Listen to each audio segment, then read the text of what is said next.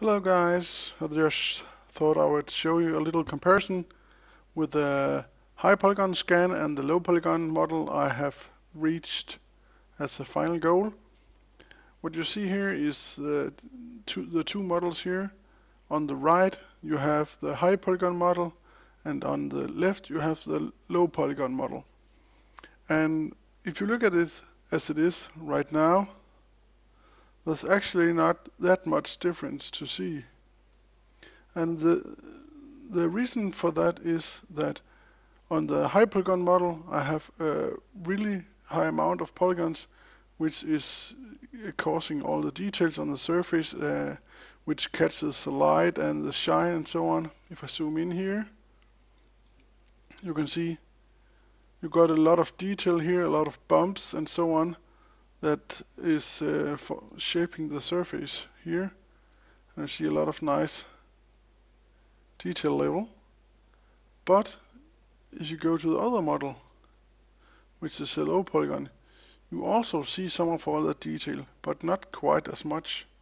But you see some detail still, because it is a lot lesser polygons than the high polygon model, but also due to the fact that I have generated a normal map and added that to the texture.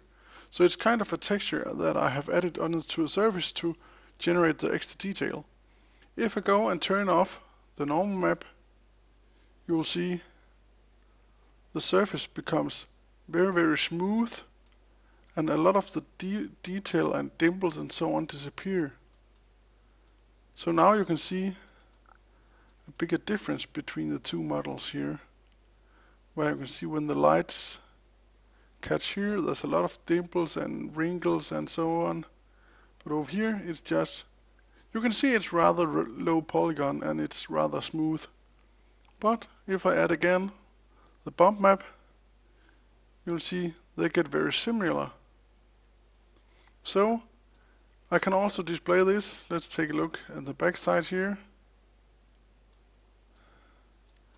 Just rotate this around so you can see how the back looks.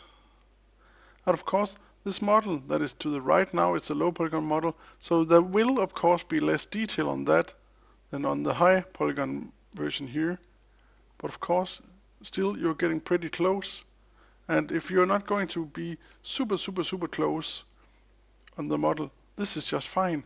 If I were going to render something super close, I would render the displacement map and the normal map in a higher resolution, and I would get a detail level similar to this.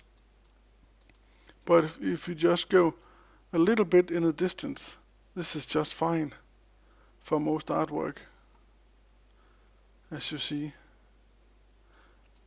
But as a little comparison to see what is high poly and what is low poly here, the right model here is the high polygon version. That is around 2.5 million polygons right now, and this one here is the smaller version, which is down to 250,000 polygons. And I can show you that by dragging up the object properties here. And if you check here, my first version here, this is a low polygon. You see I have 250,000 polygons. If I select the high polygon version, I have 2.477 million. So of course that's a lot. But to show it a bit clearer, I will go and enable some edges here and hope that this will not crash, and you will clearly see the difference already. It becomes all black right now, but I can only zoom a little bit and you can already see a big difference in the spacing between the polygons. And I'll just let this render a few seconds so you can see how the mesh is. And as you can see here, it becomes pretty clear that there's a lot less polygons in this model than in this over here. And I'll take a zoom closer so you can compare the level of detail here.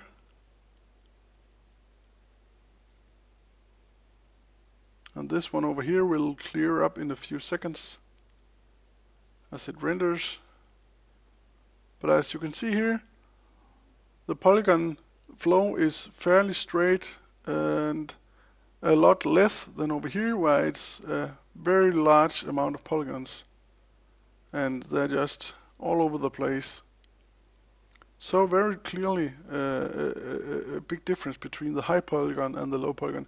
But also if you're going to make several copies of an object, it could be plants or trees or stones or whatnot you have made, then of course the polygon count is to be taken into consideration. It could be you were making a huge landscape with some really nice photographic rocks. Then of course you could make a high polygon version and then use that to generate the normal maps and the texture maps, and then add that on to a low polygon version like I have done with this model. And by doing that you can add perhaps 1,000 of the stones in different angles and whatnot, size and so on, and then get a really nice result. But I just thought I would show you here the difference between the high polygon version and the low polygon version.